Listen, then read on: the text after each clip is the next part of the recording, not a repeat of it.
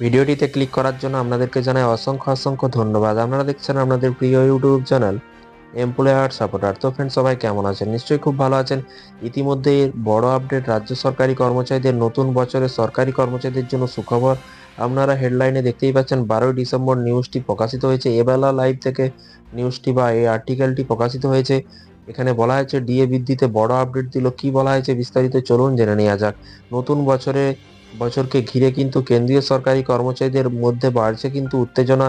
যদি সরকার মহার্ঘ ভাতা বৃদ্ধি ঘোষণা করে তাহলে কিন্তু বেতন বৃদ্ধির সম্ভাবনা অনেকটাই কিন্তু ক্লিয়ার হয়ে যাচ্ছে। চলতি বছরে অক্টোবর মাসে কেন্দ্রীয় সরকার 3% ডিএ বাড়িয়ে তা কিন্তু 53%-তে নিয়ে গিয়েছিল এবং সপ্তম পে কমিশন নিয়ে কিন্তু নিয়ম অনুসারে কিন্তু ডিএ 50% অতিক্রম করলেও কিন্তু কর্মচারীরা অতিরিক্ত একাধিক সুযোগ সুবিধা পান এবং 2024 সালে কিন্তু 1 জানুয়ারি থেকে কিন্তু 13টি ভাতায় কিন্তু 25% বৃদ্ধির ঘোষণা করা হয়েছে। এর আগে সেপ্টেম্বর মাসে নার্সিং অ্যালায়েন্স এবং ক্লথিং অ্যালায়েন্স এবং 25% বৃদ্ধি করা হয়।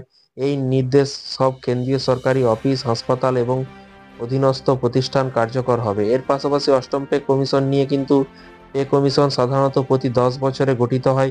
এটি সরকারি কর্মচারীদের বেতন ও ভাতা বৃদ্ধির সুপারিশ করে, যা মূল্যস্ফীতির সঙ্গে কিন্তু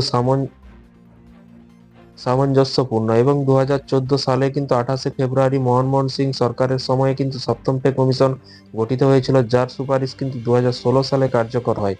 অষ্টম পে কমিশন গঠন ও সুপারিশ নিয়ে কিন্তু সরকারি কর্মচারীদের মধ্যে তাই উৎসাহ তুঙ্গে। নতুন বছর শুরুতেই কিন্তু সরকারি কর্মচারীদের জন্য এই আপডেট আরও কিন্তু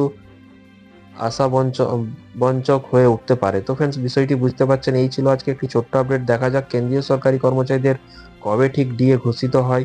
যখনই নতুন নোটিফিকেশন আসবে অবশ্যই আপনাদেরকে জানানো হবে এবং রাজ্য সরকারি কর্মচারীদের সামনেই ডিএ মামলার শুনানি আছে। সেই শুনানির অপেক্ষায় কিন্তু সকলেই আছে। দেখা যাক সেই শুনানিতে কি হয়। সমস্ত কিছু আপডেট পেতে চ্যানেলটিকে সাবস্ক্রাইব করে রাখুন পরবর্তী নতুন আপডেট পাওয়ার জন্য।